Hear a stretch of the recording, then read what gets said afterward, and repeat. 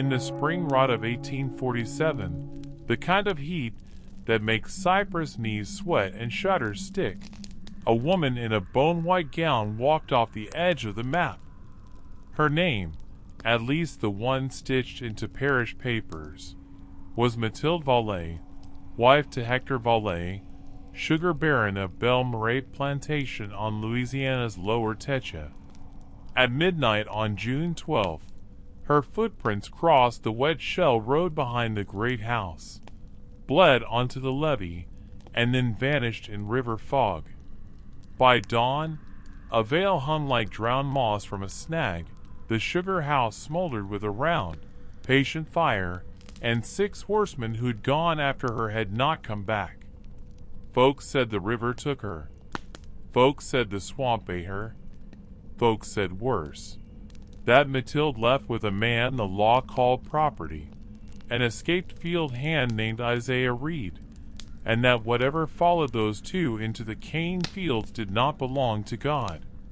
Before we slog into the muck of what really happened between a planter's wife and a hunted man, and why 13 graves in St. Martin Parish ended up with no dates at all, do one thing for me to keep stories like this from disappearing the way Mathilde did.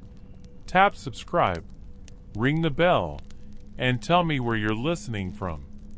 The South never forgets. It just goes quiet. Let's make sure the quiet doesn't win. The story does not begin with fire. It begins with paper.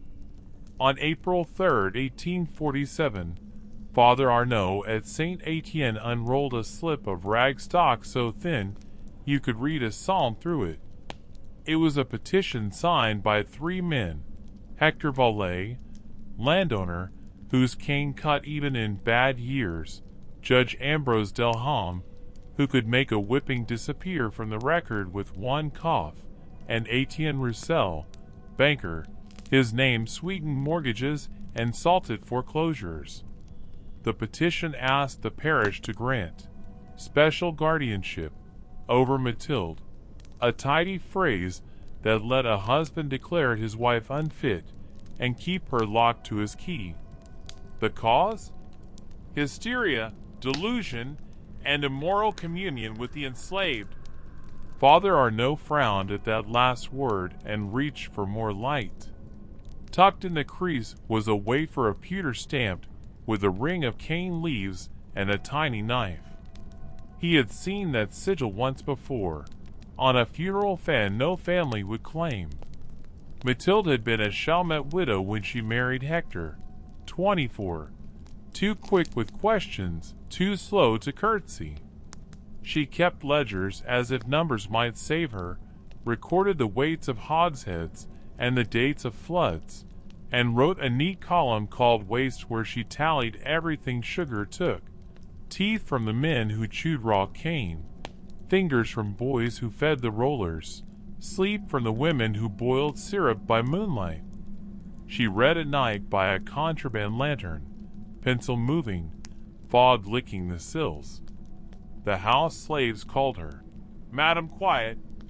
Hector called her, "Girl," until the night he didn't, and the bruise around her wrist learned a different name. Isaiah Reed came upriver in chains in 45, sold twice in a week like a mule with a limp. He didn't limp. He kept his eyes at the ground because eyes got a man killed faster than rope-burned palms. He could do field rows straight as rails, patch a kettle, and set a busted shoulder with 2 boards in courage. Overseer Pike said he was useful muscle.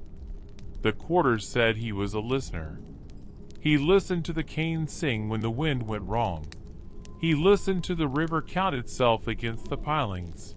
He listened to Mathilde breathe through walls, the way a person breathes when they're learning how not to cry. The first time they spoke without witnesses was because of a rat. Not a metaphor. A rat the size of a baby rabbit, dead and drifting in the skimming pan at the 3rd kettle. It happens when heat goes long and shutters stay open. The sugar house women crossed themselves and gagged. Isaiah fished the thing out with tongs, threw it into the ash pit, and dumped the syrup, 4 hours gone to waste. Overseer Pike, red with waste, raised his cane stick and struck. Isaiah didn't duck. He doesn't in this story. He took the blow, took another, then turned and said, very quietly, "You feed that to the barrels, and St. Louis buyer spit it back in your face. Then master talks with the lash. I'm saving you." Pike lifted the stick again. A woman's voice said, "He's right," from the doorway, like a blade laid flat. Mathilde had a ledger under one arm and a pistol under the other. She did not aim it. She didn't have to. Pike lowered the stick. "Your husband won't like the loss," he muttered. "My husband likes money sweet," she said, "not sour." She nodded to Isaiah. "Help me set the scum off the flues. The boil's wrong." Pike bristled. "He don't talk to you." "Then he can listen," she said. "Can you listen?" she asked Isaiah. Isaiah kept his eyes on the floorboards. "Yes, ma'am." Listening is where it started. Not touching. Not hope. Not yet. You could mark the summer by sounds. The hiss of cane juice, the roll of thunder that missed you by a parish, the dry grind of quarrels behind doors. At night, Mathilde walked the gallery counting lightning. Her fingers were not made for prayer. They were made for plans. She began to pay debts small enough not to be noticed. A woman's fine for insolence. At the mill, a boy's charged for pilfering 2 sweet potatoes. That was the theft. A cousin's ledger line altered by 1 digit so a family would not be sold. Little sins against a system that ate everything and called it profit. In June she found the first bone. It lay where no bone should be, inside the cistern behind the smokehouse, sunk in silt that made her wrist itch. She had climbed in with her skirts knotted like a sailor to fetch the lost tin dipper because everything got tallied in waste, even a dipper. Her fingers closed around something smooth as tallow and wrong as a secret. She surfaced with a sliver of jaw, 2 teeth still set. The cistern had a false bottom made of sugar scrapings and forgetfulness. Someone had been feeding it more than rain. That night the shutters bucked against a wind nobody else felt. Mathilde sat on the floorboards with the bone in her lap and wrote names on a slip of paper. Ambrose Delham, Etienne Roussel, Père Arnaud, with a question mark. Then she wrote the name she was most afraid of writing, Hector Vallée.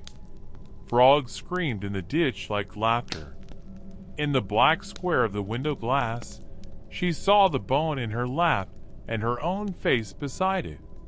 The face looked less afraid than it should have. The second wrong thing came with a sound the quarters didn't talk about.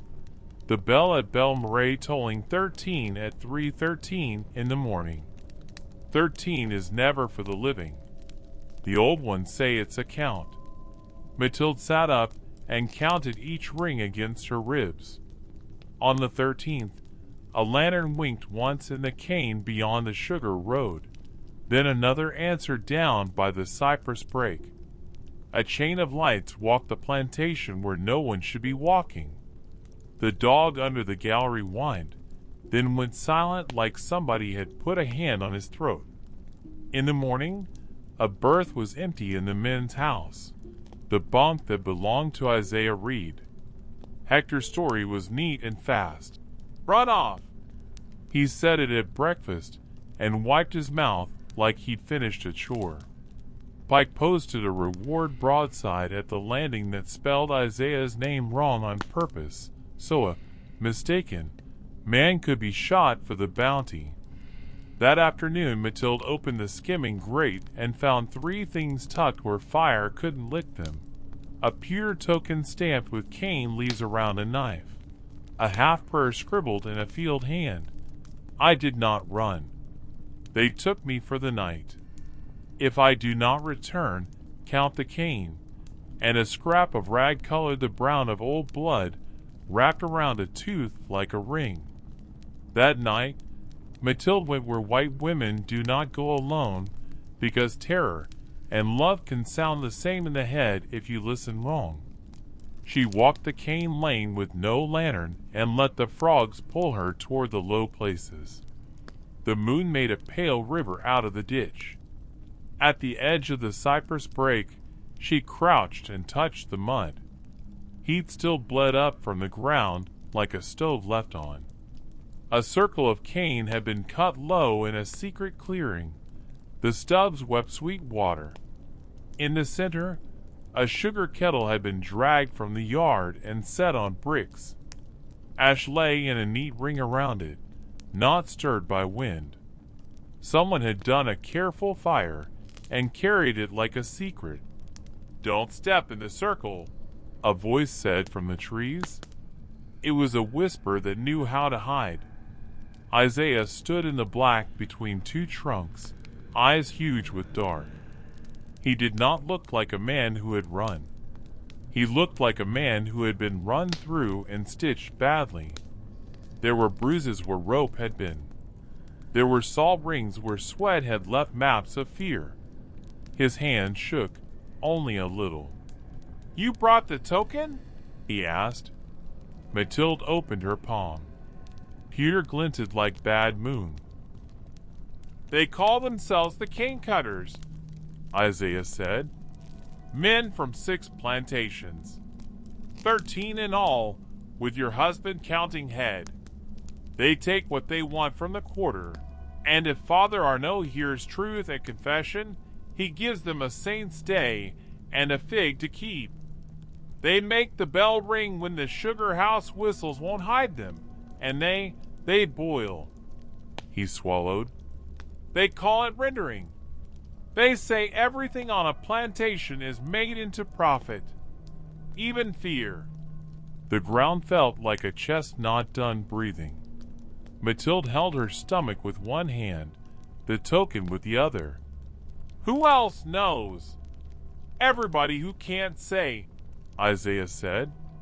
"Everybody whose throat they own." Mathilde thought, very calmly, about the cistern, and the jaw, and the way Hector smiled when numbers went his way, and how very tired she was of being an entry in a ledger she didn't keep. Then she said a thing that started the end of Belle Marais. "We are leaving," she said. "You and I, tonight." Isaiah's laugh was the kind you make when you have no room left to cry. "There's water everywhere between us and free. Then we learn to walk wet," she said. "I have money he doesn't count. I have maps he doesn't know. And I have a name that opens a few doors until it shuts them." "Why me?" Isaiah asked, not unkindly. "Because you told Pike no," she said. "Because you dumped 4 hours of boiling rather than make a liar out of the sugar. Because you left a note where a woman who counts waste would find it. Because you listened when I spoke. And because if I stay, I help them." He stared at her, at the white dress she'd ruined with mud, at the pewter token in her hand, at the kettle that had burned too clean. "There's a boat," he said at last. "Flat bottom. Tied 2 bends down at a cypress with a lightning scar. I can take you as far as Bayou Têche will carry before it turns on us. After that, the night knows." "Then we go to the night," Mathilde said. "You know your husband isn't a man who lets his property run," Isaiah said. "He's about to learn I ain't his property," Mathilde said, so flat the frogs went quiet. Back at the great house, she moved like someone doing chores. She folded 2 dresses that would sink like sins if the river took her. She tied up coins in a kerchief, tucked it under her stays, slid a kitchen knife into the seam. She pried the ledger's backboard loose and hid one page there, the one that listed special guardianship, the one that would tell a future reader what kind of cage a signature could make. She kissed nothing. She looked at nothing twice.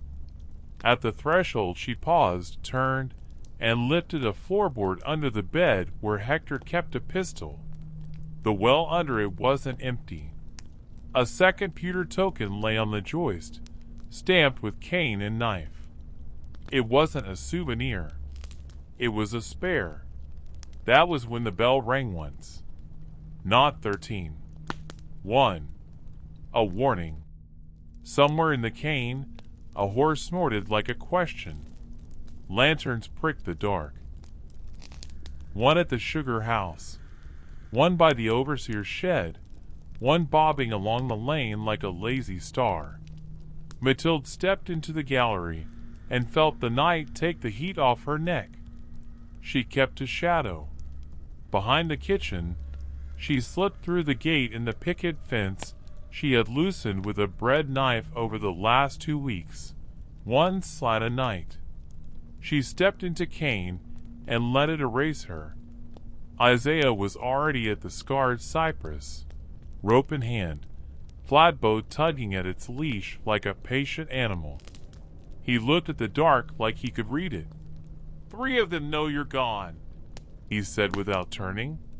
Pike, Roussel's nephew, and one I ain't seen before. They're moving slow because they think the swamp's on their side. It isn't, Mathilde said. It's on nobody's. Then it's on whoever learns first, Isaiah said, and loosed the line. The boat slid. The cypress let them go. The Têche took them in its black mouth, teeth of cypress and palmetto slick as old bone. Behind, the bell tolled twice, then again and again, men counting, horses splashing, a plantation waking to the idea that a woman and a man it had called a thing had decided to make a map for themselves. The flatboat slid like a hand under a door, silent, patient, certain. Cypress knees rose like knuckles. The moon petered out behind a wet sky and left them steering by sound. Cricket with a torn wing, east bank, bullfrog in a cracked jar, west, the faint clap of loose planks on a shanty dock, somebody awake who shouldn't be. Mathilde crouched low, dress hem drinking the river, one hand on the coin bundle, the other on the kitchen knife laid beside the thwart. Isaiah pulled, arms working like a metronome that didn't care if your heart kept up.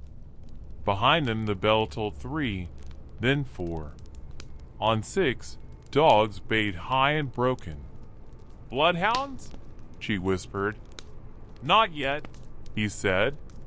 Pike runs them hungry before he runs them hard. Tonight he runs men first. They took the Têche until it forked into ditch water and secrets, then cut into a run only frogs knew. Isaiah shook a pouch over the stern, a rancid mulch of lye, mash, stove ash, something that smelled like a dead season. Throw their noses wrong, he said. Stings like hell. I'm sorry. Pain has a pecking order, she said, teeth set. A light blinked 3 times in the trees ahead. Then once. Then twice. Isaiah did not slow. Friends? Mathilde asked, and he made a face that was not a smile. Folks who hate the same people we do. The run opened into a black saucer of water slicked with pollen. On the far side, a dugout slid from shadow. A woman stood in it, waist deep in night, hair wrapped, eyes sharp. Boat quiet, she hissed. Or boat never make daylight. Mare Zephyrine, Isaiah breathed. She midwives babies and gunpowder. Zephyrines' dugout bumped them, and she tossed a muddy bundle into their boat. A tangle of Spanish moss, swamp mint, and the fouled skin of a muskrat. For their dogs, she said. For your ghosts. Her gaze climbed Mathilde's white ruin of a dress. You walking out of a house or a story? Both, Mathilde said. Zephyrine snorted approval. King Cutter sniffing the basin. Zephyrine warned. 13 men wearing one face. They ring the dead bell like a dinner triangle. I hear them. I hear you now. You keep the bend of the river between you and every name you ever had. The dugout kissed away again. Isaiah pulled, slower now, counting under his breath. 3 bends, a blind, a borrow pit. Mathilde leaned to the river and watched the boat redraw her.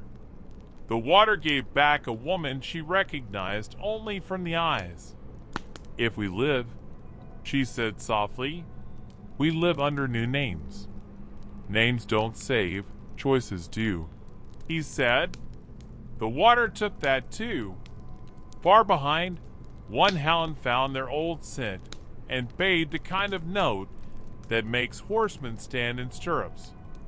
Ahead, a lightning-killed cypress forked the run, right toward the parish road, left into a blacker dark.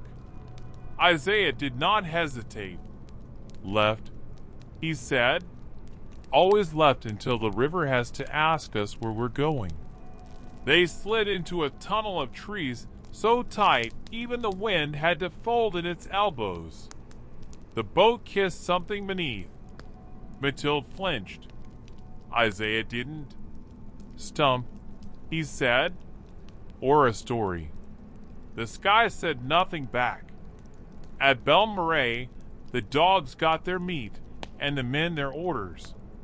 Pike saddled Ugliness like a favorite horse and put a pistol under each arm. 2 to the levee, 3 down the sugar road, Delham's boy with me. He barked. Hector Vallée stood on the gallery with his hands in the pockets of a silk waistcoat and his mouth flat as a ledger line. Bring her back unmarked, he said to Pike. Bring him back unbreathing. Judge Delham squinted at the fog. And if the parish sees? The parish sees what the parish is told, Hector said, eyes cold. And if it asks questions, we donate a window to Saint Etienne and say a mass for my poor, sick wife who wandered. Father Arnaud had not slept. The pewter token sat under his pillow like a tooth from a god that needed feeding. He knew the King Cutter sigil the way a sailor knows a storm line. In the sacristy, he opened the parish register, found the petition for special guardianship, and traced the flourish in Hector's signature. A spider had spun a web across the corner of the page and caught a gnat, hung it up like punctuation. Arnaud's hand hovered over the ink bottle. He could add a witness line that wasn't true. He could add a note about a confession that was. He could go to the sheriff and say the words he'd swallowed for 15 years. He corked the ink instead and locked the book. Fear is a parish, too. It ties in silence.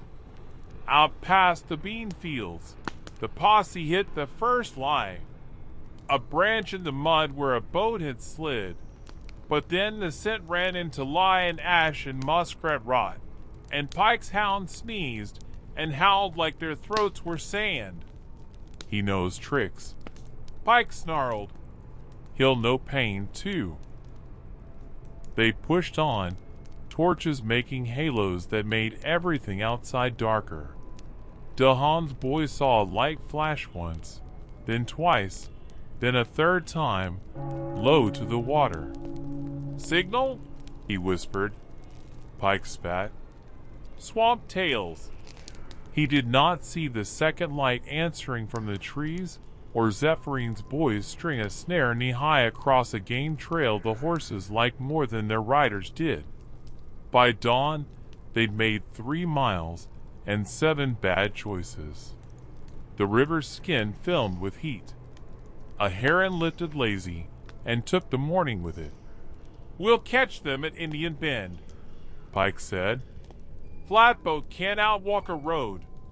Upstream, Isaiah and Mathilde beached on a sand spit the river forgot and slept in turns with their backs to the boat and their eyes to the trees.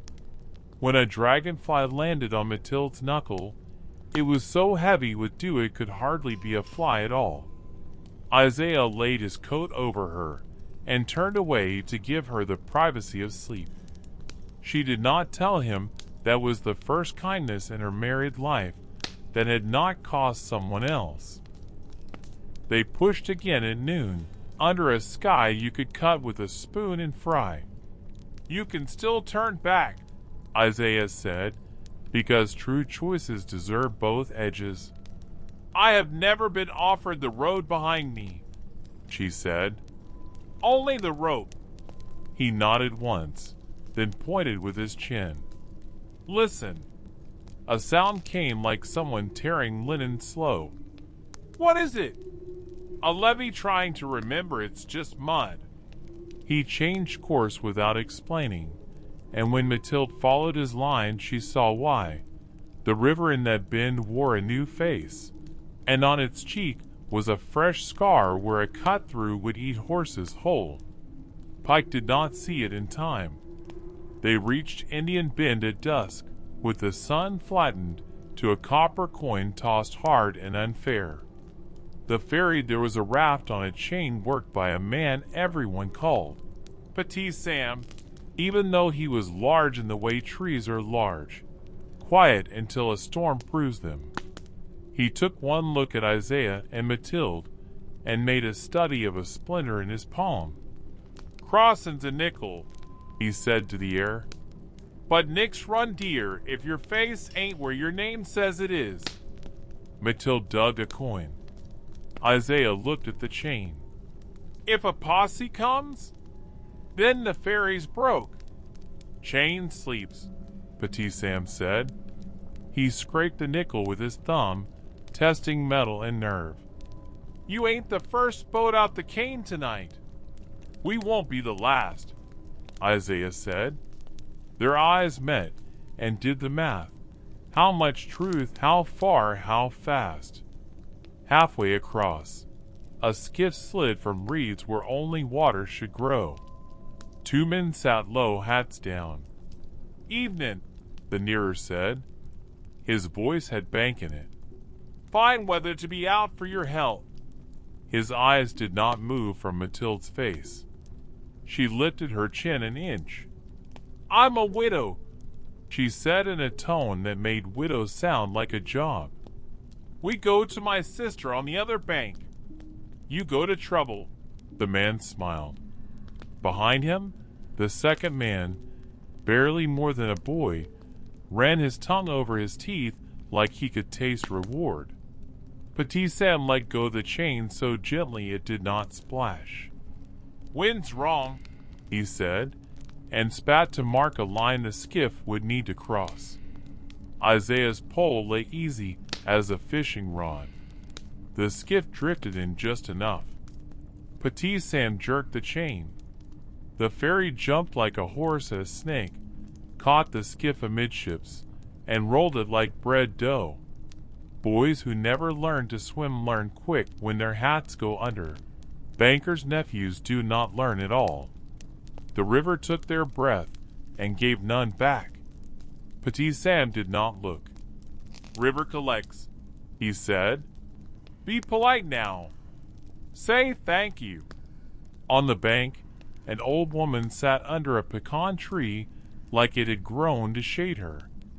A ribbon of bones hung from a low branch, the kind you wear when you'd like bad luck to think you're already taken. "Calinda," Isaiah murmured with respect and a little fear. Calinda took Mathilde's hand, turned it palm up, and laid a pinch of graveyard dirt in the crease.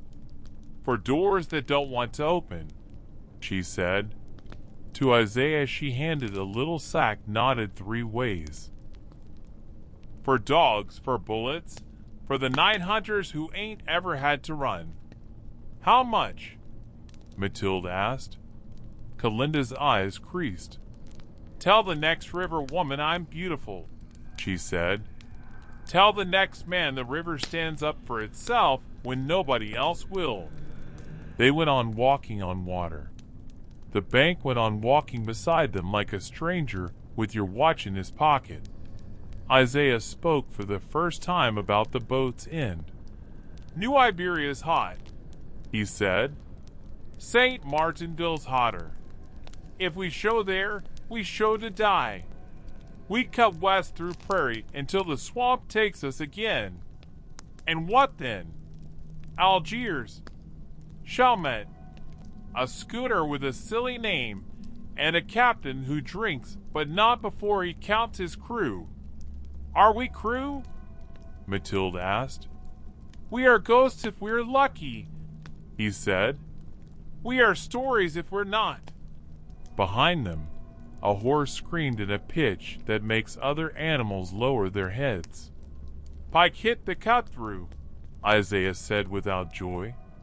"Men think ground doesn't move. Ground thinks men are small." Mathilde did not look back. The moon came up like it had no idea what Earth had been doing all day. They hit St. Martinville at daybreak wearing borrowed faces. Mathilde had blacked her hair with stove soot and lard and wrapped it under a tignon. Isaiah wore a hat with a brim too small for any self-respecting field hand and pushed a wheelbarrow that held a bundle tied with cord like a tradesman sick of receipts. Markets do not see people. They see money. That morning, money smelled like catfish and coffee and a little like fear. They did not mean to go into the church, but bells can hide footsteps and incense hides sweat. St. Etienne's door swung inward. Father Arnaud was finishing low mass with eyes like a man blinking underwater.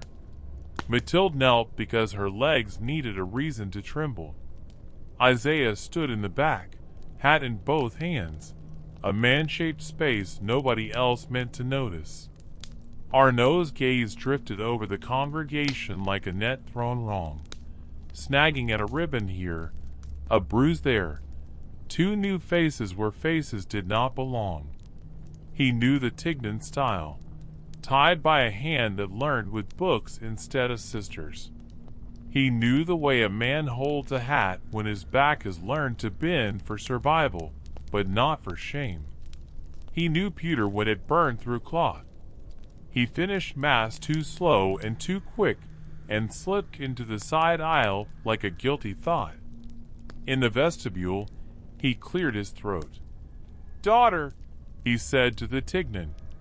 "Son," he said to the hat. "The Lord says the lilies neither toil nor spin, but lilies don't have dogs on them. Come!" He led them into the crypt, where the air remembered each funeral.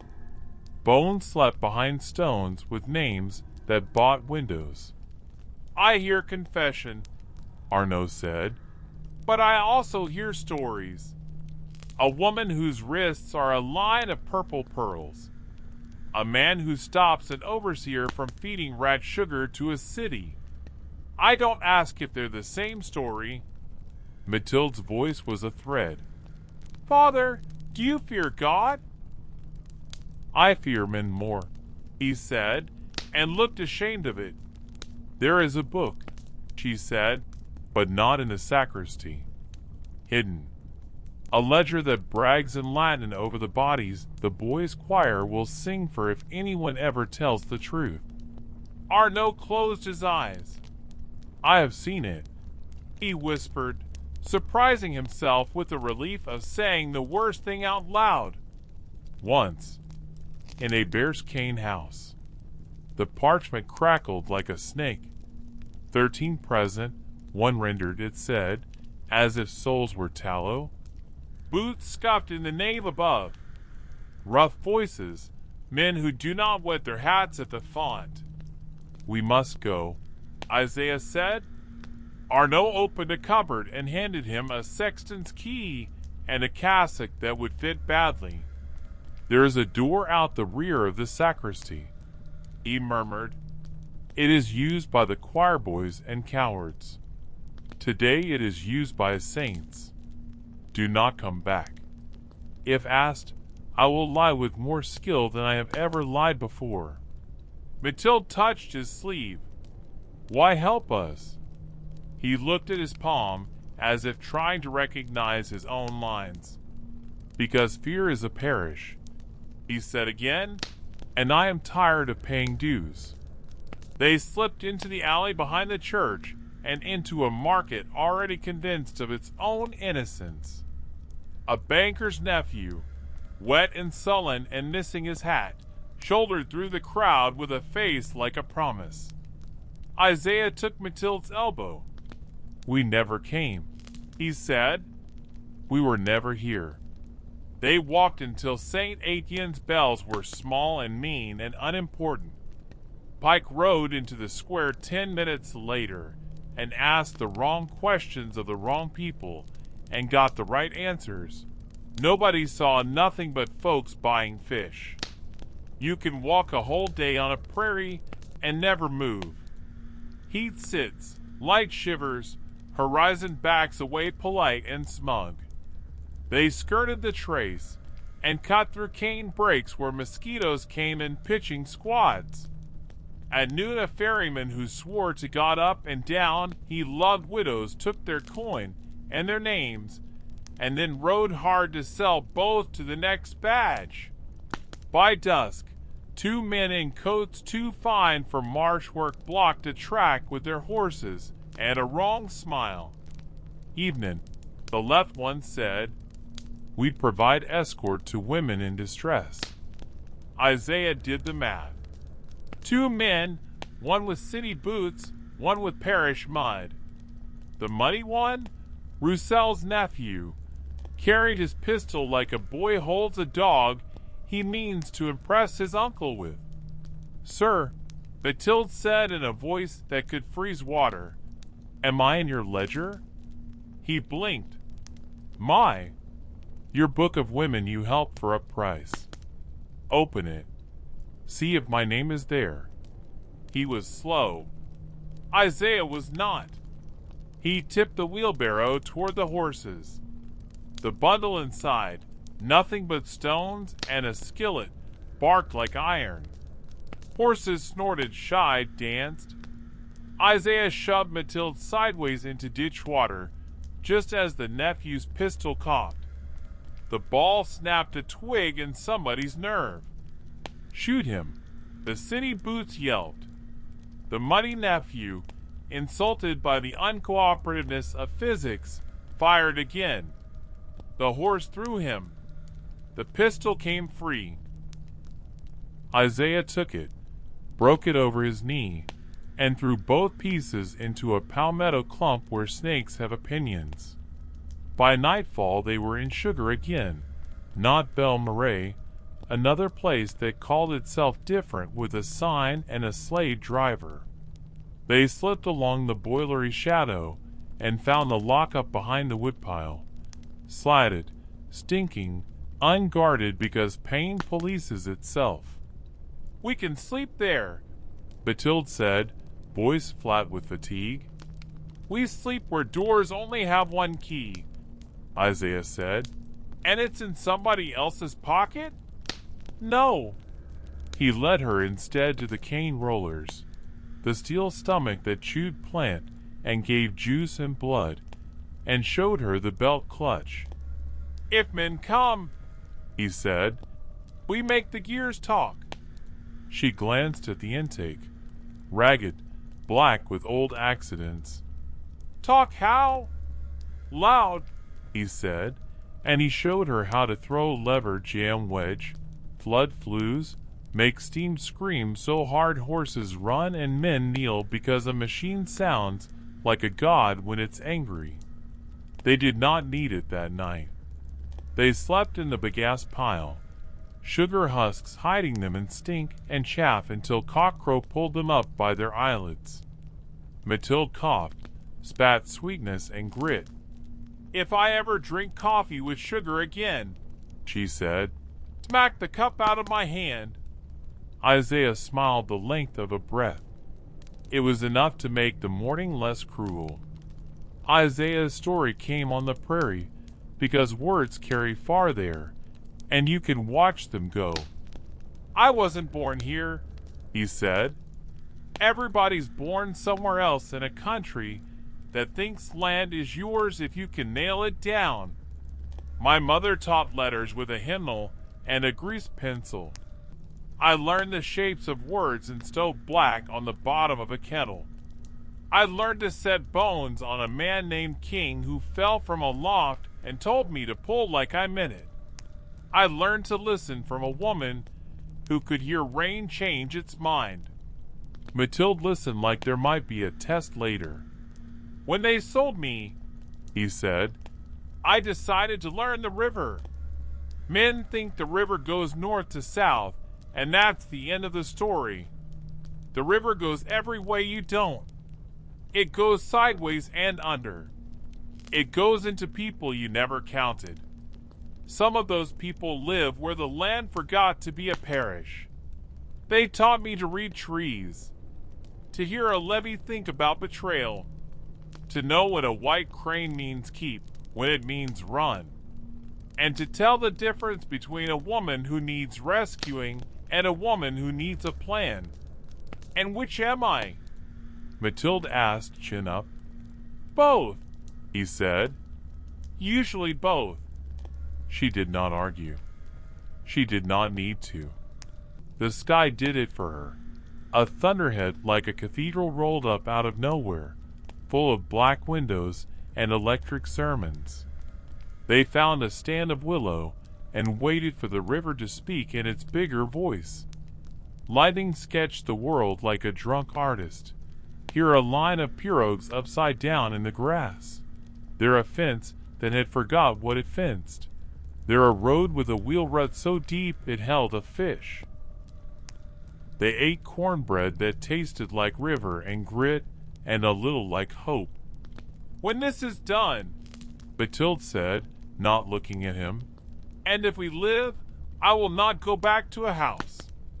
I will stand in some unremarkable doorway and count every ordinary blessing I can find like I found bones. I will count how many days nobody tells me I am property." He nodded. "There's a woman in Algiers runs a boarding house and a roomer. She keeps the roomer under the stairs. People go in with one name and come out with another, and nobody ever sees the stairs move." "Is she beautiful?" Mathilde asked, thinking of Kalinda. "She is dangerous," he said, "which is the same thing sometimes." The storm's first fat drop hit like a pronouncement. Isaiah tilted his face to it. "When this lets us go, we go fast," he said. "Between rains, dogs forget." The world inhaled. Then it poured. Hector Vallée did not like looking for things that belonged to him.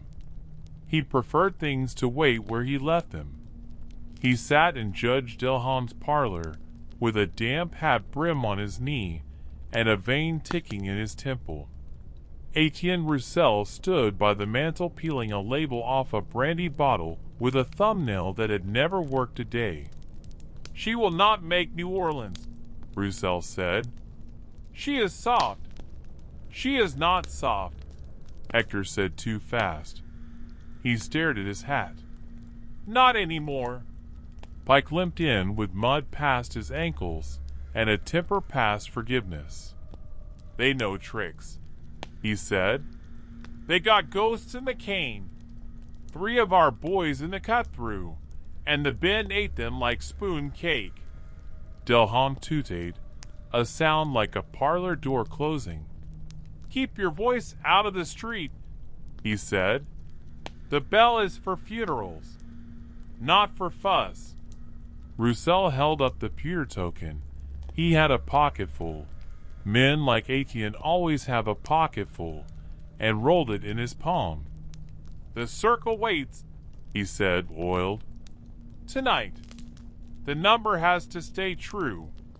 Hector's eyes flicked to the token, to Pike, to the window where rain made everything outside look honest. He had never loved his wife in a way that helped her. He did not intend to start. But he did not like the word, render, near his household either. No circle, he said. Not tonight. Roussel's smile got small and hard. 13 is a habit, he said. Habits keep men upright when storms try to bend them. You of all people should know that. Pike wiped rain off his pistol and looked out at the street throttled with water. If I can't find your wife, he said, insolent and tired, I can find your man. He meant Isaiah. He meant any man. He meant the entire quarter. He said it and felt better. Under the storm, Father Arnaud walked the nave and listened to the roof nails complain. He had hidden the register behind a saint so ugly thieves would leave him out of pity.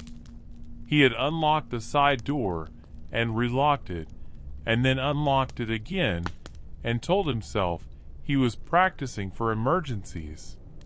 He whispered a prayer not found in any book. It went, Let the river be hungry for men who deserve it. Let the dogs be tired. Let the brave be invisible.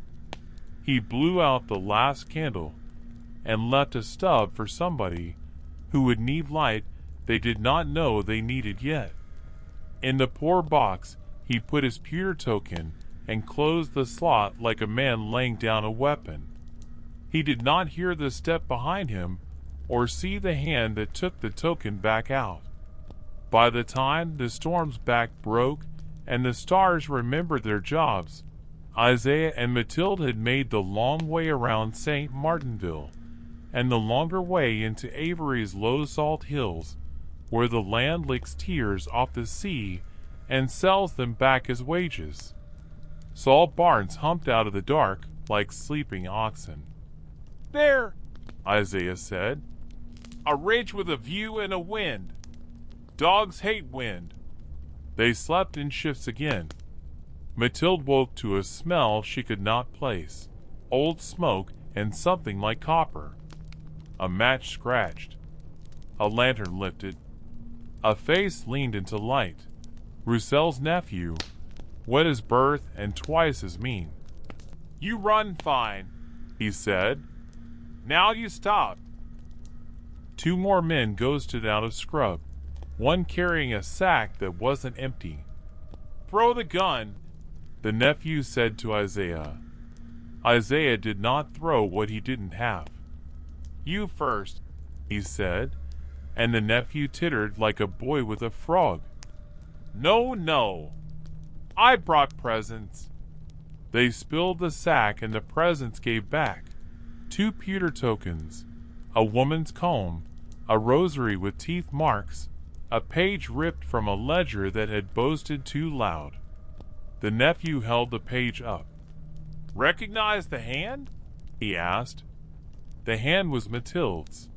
She recognized it with the kind of nausea that is numbers. You are sloppy with secrets. The nephew grinned. Isaiah's body learned what it could do faster than his mind could scold it.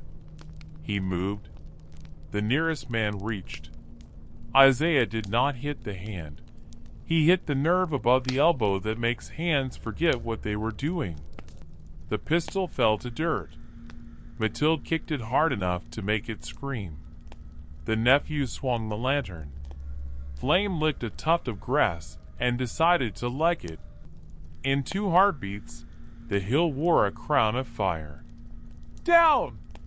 Isaiah shouted, and shoved Mathilde into a wash where rain had cleaned the world. The nephew screamed because fire does not care how much money your uncle has. Isaiah rolled, grabbed him by the back of his wet collar, and flung him into the same wash. We run, he panted. We run now. They ran into a night that had decided to be busy. Far off, a bell clanged once, twice, 13. Closer, a levee groaned. Closest, a cane field hissed like a conversation you accidentally overhear. They tumbled into a cut that became a tunnel that became a creek. Water hit them like a door slamming in relief. Mathilde came up with moss in her mouth and laughed because terror had a taste and it wasn't new. They crawled out into the dark behind the salt barn and almost put a hand on a man who had been there a long time. He wasn't salt. He wasn't alive. He wore a token on a string. His shirt had been taken. The dirt under him was scoped away like someone had been looking for what he was hiding from being. Mathilde crouched and took the string and the token because sometimes the only kindness left is to shame the men who needed it. "Now we are 3, she said, and she did not mean the dead. Marsh becomes river because everything eventually has to decide what it is. The Atchafalaya took them in its bigger mouth with barges grumbling like old men in song. On a spoiled bank they met a camp that was barely a camp. 3 fires, 5 tarps, a baby sleeping in somebody's hat. Men and women looked up as one long scar made of people. "You're late," a big fellow said, skin like bark, hands like shovels. "We thought the river kept you." "They tried," Isaiah said. "They failed." The big fellow nodded. "Then you're ours for the night." "I'm Big Loon." "Don't laugh. It's the name my mama liked." Mathilde did not laugh. She sat and let a woman named January rub her calves with bare fat and ground tobacco, while January told stories of a child who would not be sold because no one would take a child who could curse straight and hit. "Her mama taught her," January said with pride. Isaiah bent with Loon over a scrape in the mud where a plan was being drawn with a stick. "They hunt us like we're fox," Loon said. "We hunt them like they're fools. They ride the levee like it's a road. We make it a lesson." "You cut it?" Isaiah asked. "Not all," Loon smiled. "Just enough to remind a horse he got knees. Just enough to make a man in a nice boot think about the meaning of suction." They picked a place where the parish men would feel confident. They strung a wire where a horse's pride rides. They set a bundle under the levee that wasn't dynamite because nobody had the money for that kind of justice. But you can make a song out of powder and pine resin if you know the tune. "We don't blow men," Loon said. "We blow habit." At false dawn the posse came strutting like Sunday. Pike led with his jaw. Roussel's nephew had a new hat and the old stupidity. Delhame's boy was not there because the river had finished with him. They never saw the wire. They never saw the cut bank until it became a mouth and took a bite out of the world.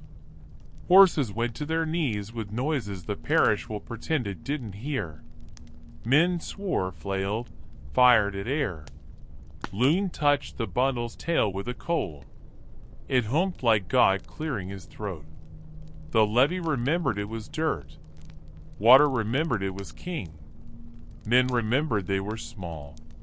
Pike slithered out on his belly and came up spitting levee and insults.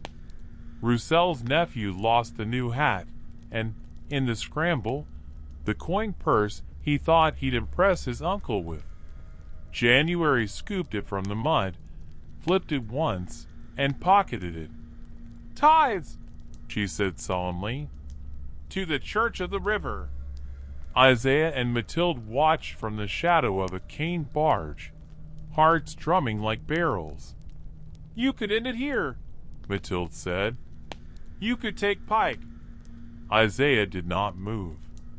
"And then 20 more Pikes come," he said. Better you run home wet and scared and talk about ghosts." They left the camp with new rumors and 3 names for a schooner in Algiers that would not ask questions if the wind paid its boarding fee: Lark, Magnolia Jane, or Misfortune. Mathilde repeated them in her head like beads on a rosary. Loon clapped Isaiah's shoulder. "You spill blood, you make more," he warned. "You spill stories, you make safety. Be a storyteller." New Iberia smelled of molasses and lies. They kept to alleys where people didn't want to admit they had alleys.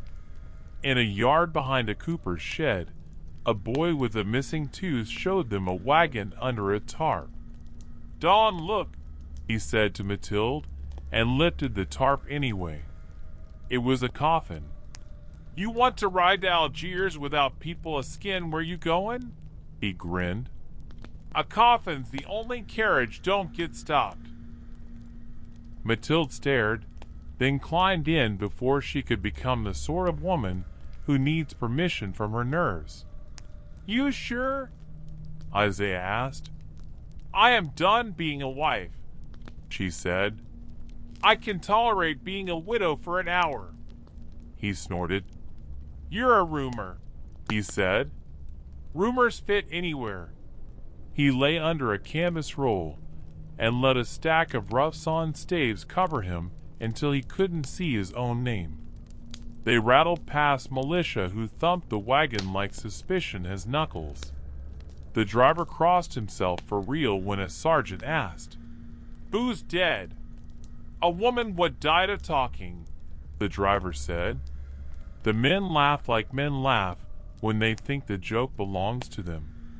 The wagon rolled on. In the coffin, Mathilde counted wheel bumps and told her heart to climb down off the lid. Algiers rose like a shipyard of ideas, masts like cathedrals, ropes singing work songs, the air drunk on tar and river, and the promise that if you fall there are 100 men who will not notice. The boarding house with rumors under the stairs had a sign that said laundress and a proprietor who did not. Her name was Mercy, and she looked like a kitchen table, scarred, steady, and where news sat down to rest. "Rooms by the hour and lives by the week," she said, not smiling. "Cash up front. Names optional. If men come, we are closed. If men come with papers, we are dead. You understand?" They did. Mercy slid a plate at them. Beans that had killed nobody, bread that wouldn't gossip, coffee so strong it could argue. "Boats, Lark, Magnolia Jane, Misfortune," she said, like picking earrings. "You don't want the Jane. Captain fancies crucifixes and cuffs. Lark'll take you to Chalmette for a prayer and a lie. Misfortune is mine sometimes." "We'll be Misfortune," Mathilde said, reckless like a woman within reach of air. Mercy nodded toward a stair that squeaked on the 4th step. Under it, a secret hung built into the house, a space 1 person wide and 3 people brave. "If someone knocks with the rhythm of a drunk, you go in," Mercy said. "You do not speak. You do not breathe like a saint. You breathe like you want to live." That night on the levee, Isaiah took a length of cord and showed Mathilde a sailor's trick that had nothing to do with rope. "If someone takes you by the wrist," he said, "you turn your arm into a hinge and make your hand forget it's scared." She practiced until her palm did as told. The river leaned against the bank like an old dog against a knee. On the far shore, New Orleans blinked a dozen eyes, and none of them saw them. "Tomorrow we become stories," Isaiah said. "We already are," she said. Pike found Merce's place because evil is lucky in the short run. He had a deputy named Mouton, who had a cousin, who had a mistress, who was Merce's neighbor, and men always talk to the wrong pillow when they are sure their money makes them smarter than gravity. They came at dawn with papers that meant nothing and names that meant too much. Mercy had patched 100 shirts and 24 bullet holes. She opened the door with a sleepy face. "Laundry?" she yawned. "Laundry," Pike said. He stepped inside with his hat on, which is the first way you know a man's manners are rented. Mouton took the back hall. Mercy said a word in a language nobody pays for, and the squeaky fourth step told Isaiah and Mathilde exactly how fast to move. They slid into the stairs ribs and pulled the door by a string Mercy had braided into the wainscot. Isaiah felt Mathilde's breath on his wrist and counted each one like steps up a gallows. Boots thumped the floor above their heads. The cry of a chair dragged rudely. "Room by the hour?" Pike mocked. "You pray with sinners?" "My God loves dirty hands," Mercy said. He backhanded her. In the secret, Mathilde flinched. Isaiah didn't, not because it didn't hurt him, but because he trained his flinches to wait. Mouton opened the closet 6 times and never found it. Men who live by doors forget walls have opinions. Pike sniffed and said he smelled river. Mercy said, "We wash with it." He leaned close enough she could see his pores and said so soft only people who planned to kill her would hear. "Tell me where Vallée's property is, and I'll let you die first." The door pounded. A different knock. The drunk's rhythm. Mercy moved without looking. "Closed," she sang, and stepped into Pike's space like she was stepping into sunlight. "You ever think maybe your mama named you wrong?" she said to him sweetly. "You don't look like a Pike.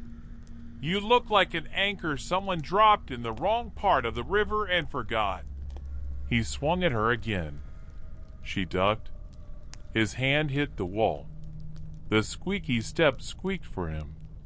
He didn't hear it because his own pride was louder. When they left, they took 2 towels and her piece. Mercy locked the door and opened the secret, and did not cry because she had used her monthly allotment of tears last year on a boy who would have lived if he believed doors more. "You go now," she said. "Misfortune leaves at noon, and she does not wait for men who cannot learn to be fast." She touched Mathilde's cheek where a bruise would bloom later from holding breath. "You don't stop," she whispered, "even if you want to. Especially then." On the levee, Misfortune's captain weighed the air with his tongue and spat to the right. "Wind for liars," he grunted. "You two like good?" "We're learning," Isaiah said. The captain grunted again. "Crew," he said. "2 coins and your silence if a man asks where we're headed." Mathilde handed him a coin and a look that told him the rest of the payment would be in not being a problem. He liked that currency. "Cast off," he barked, and the river reached up and stole them. On the far bank, Hector Vallée arrived at Merce's and read absence like a book he hated. He touched the squeaky step with his cane and frowned. "Burn it," he said, and Mouton struck a match like a man lighting a cigar over somebody else's cradle. The house took fire slow because Mercy had done right by her wood. Then it took fire fast because fire loves a woman with courage. She watched from the alley and did not make a noise you could quote in court. "Open again by Christmas," she said to the ash. "I don't know which name yet, but I will know the knock." The river made a choice for them at Chalmette. Misfortune could not dock because a gunboat with a name that pretended to be gentle had snarled its anchor line and 5 men were yelling at 6 about whose fault the wind was. "Off," the captain said. "You walk the bata and swear you were always meant to." They jumped to mud that felt like dates carved wrong on a headstone. New Orleans snarled ahead, all iron lace and laughter someone had to pay for. They cut behind warehouses stacked with sugar that smelled like rich men's teeth. "Downriver Pier," Isaiah said. "Skiff to Algiers. Then a mule road that don't know our names." They rounded a stack and saw Pike leaning on a bollard like he'd been hired to smell luck and tax it. "Afternoon," Pike said, friendly as a riptide. He had 2 men. He needed one. Mouton leveled a long gun. People nearby discovered how interesting clouds could be indrifted. Hector Vallée stepped from behind a wagon because of course he did. His hair was neat.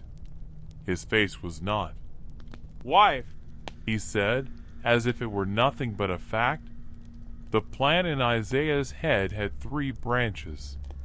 He cut them all off at once. "You want her?" he said to Hector. "She's right here. Come take her without your dogs." Pike laughed because he was the dog. Hector's mouth made a white line. "I paid for you," he said to Isaiah without looking at him. "I decide when the bill is due."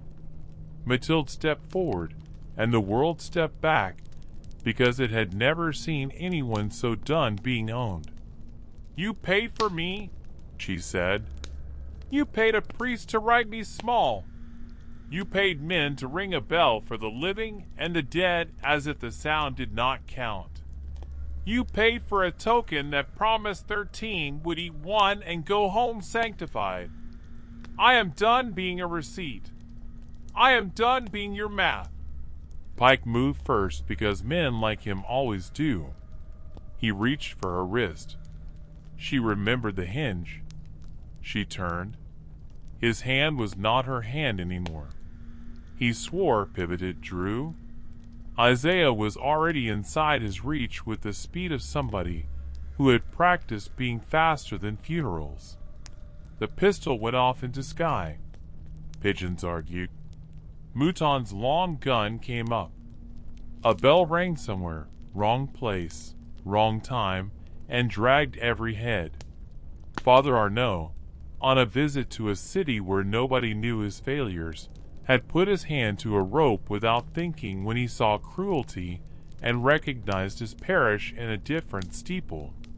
In that half second, Isaiah chose. Not kill, not run, break. He hit the long gun where barrel meets stock with a piece of iron everybody else had been calling a hook. Wood splintered. Mouton staggered. Hector's cane came up with a blade in it because of course it did. Mathilde saw the glint and smiled a smile that said at last.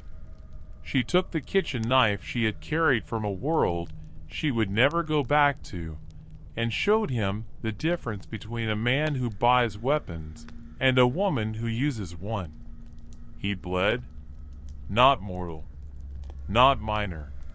Enough to stain the ledger he kept in his pocket and the page that said special guardianship. They could have killed all 3. They did not. The warehouse behind them breathed, then flamed.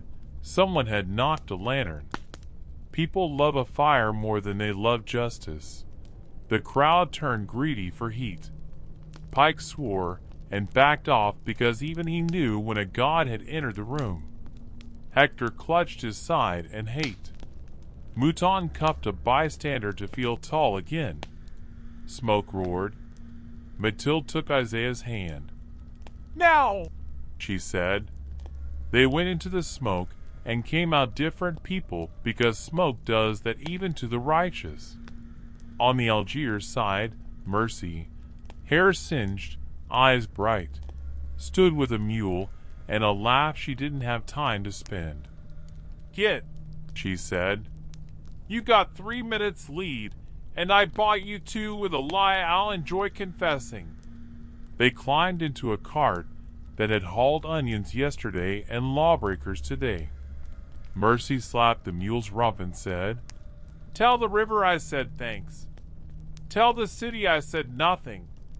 They were last seen, depending on what parish you ask, in Plaquemines on a skiff with a sail like a rag, or in Opelousas buying bacon with a coin that had no president's head, or across the Sabine in a wagon that held a trunk with someone knocking from the inside. Later, 13 men were buried in St. Martin Parish with no dates at all.